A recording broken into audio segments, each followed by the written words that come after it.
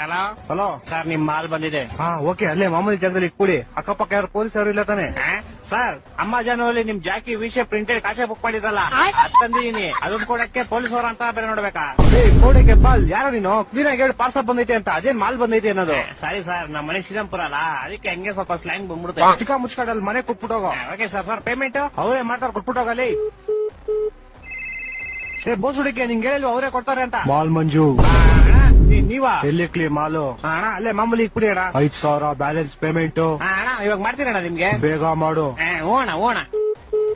ಅಯ್ಯೋ, phone pay number ಇಸ್ಕೊಂಡಿಲ್ವಲ್ಲ? Hello ಅಣ್ಣ, ನಿಮ್ ಫೋನ್ ಪೇ ನಂಬರ್ ಹೇಳಿ. 9343 9343 ತಿಂಗ ಕೊಟ್ರೆ ಮಗು 0101. 0101.